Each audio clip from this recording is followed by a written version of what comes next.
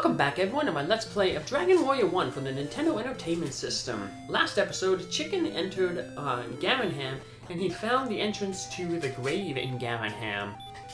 This grave is where the musician Garin was buried along with his Silver Harp. The Silver Harp apparently has the ability to summon monsters, so I guess it's like the Pied Piper, but with a harp. So it's obviously a dangerous instrument, so it was buried alongside the musician.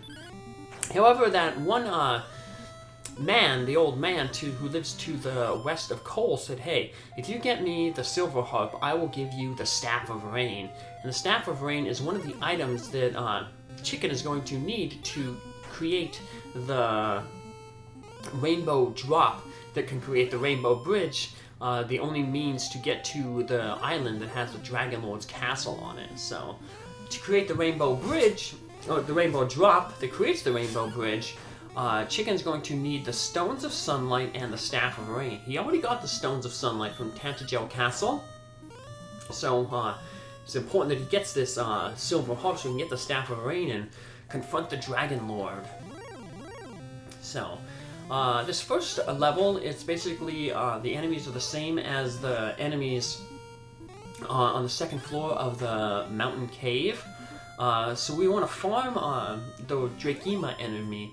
It's the one enemy we missed in the mountain cave. I didn't bother grinding for it there because I was like, hey, I can find it in this cave here. So this last box here has an herb in it, so I'm just going to use an herb right now here to max out my hit points, and then I can pick up the herb. If you have like a max amount of herbs or keys, and you try to pick up a chest that has an herb or a key in it, it'll just basically say that, you know, the chest is empty. So,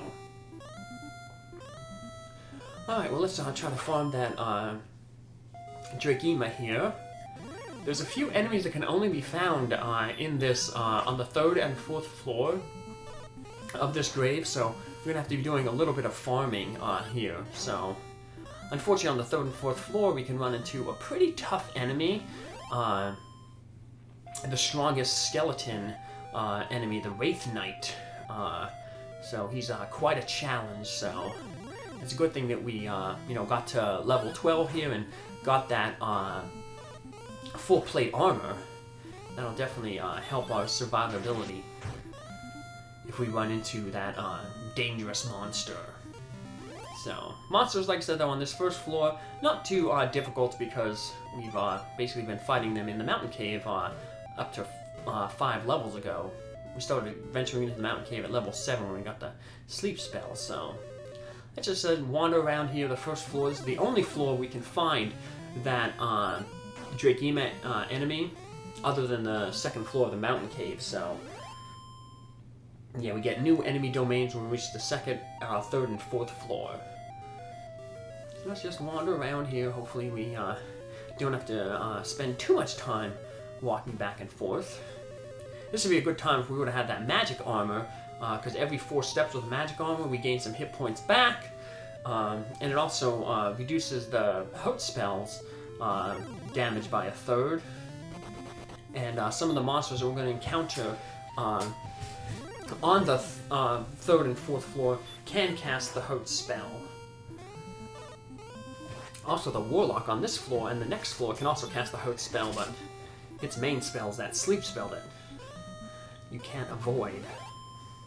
So, yeah, we should be able to get very close to level 13. Level 13, our next level. In this dungeon, and we'll also be able to get, we should be able to definitely get the amount of gold we need. We only need a little over 100 gold. We need 187 more gold to afford the magic armor.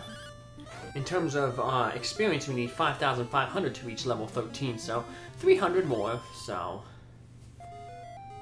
let's just keep wandering. We ran into a Drakeema there, but it ran away, unfortunately. So, there we go. We run into him again, so he's like an albino Drakey.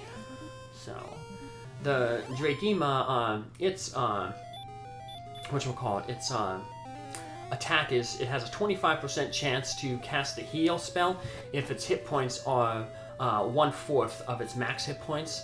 Otherwise, its AI is 50% chance to cast Hurt spell, or the other 50% chance is just to attack. So, now if we would have ran into it in the mountain cave, it might have been a good idea to cast, Stop spell on it to prevent it from using that heal spell when it got down to low hit points. But at this point, because we're so much stronger than it, we're encountering it in a much later dungeon. It's unnecessary for us to worry about its healing, because you'll be able to take it out in 1 or 2 hits. So,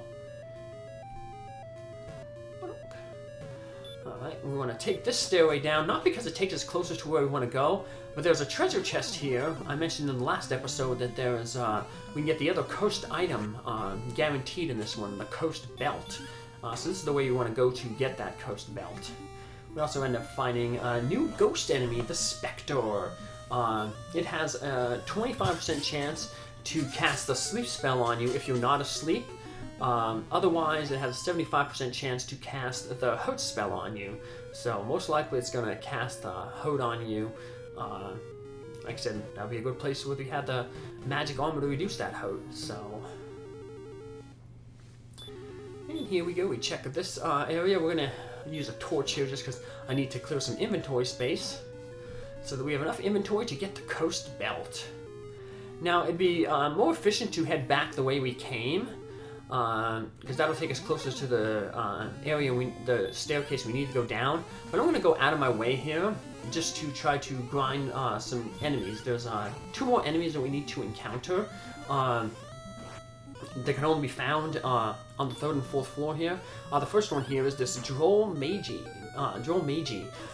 It has a 50% chance spell to cast the Stop spell, so it's kind of like the Wolf Lord, where 50% of the time it's gonna try to stop your spells from being cast. So hopefully it can get stuck in like a dumb AI pattern where it tries to cast Stop spell, doesn't work, and it just keeps trying to cast Stop spell on you over and over and over again. But sometimes you get lucky, sometimes you don't. So this one is attacking us, but.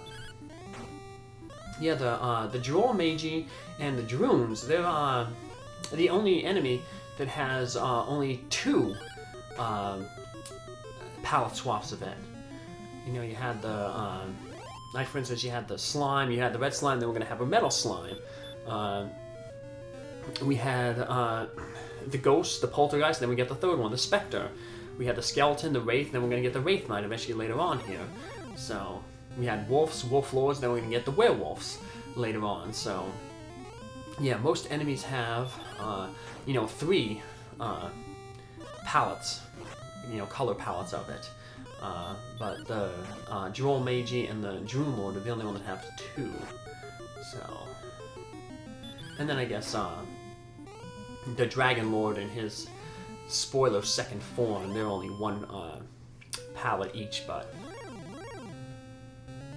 Got another monster here, another specter.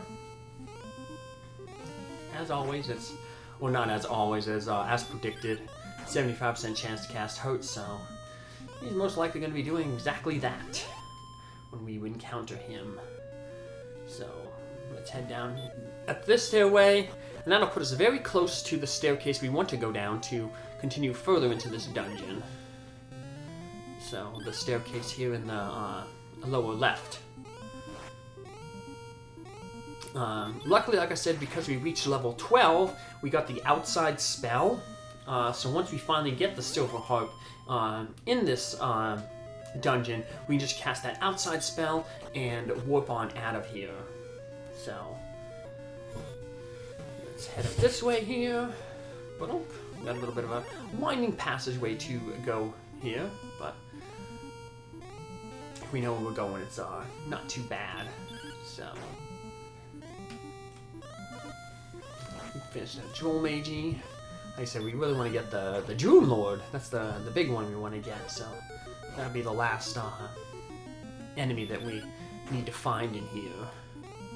Because like I said, the Dragonlord can only be found on the 3rd and 4th floor in this dungeon. So it's kind of a rare enemy.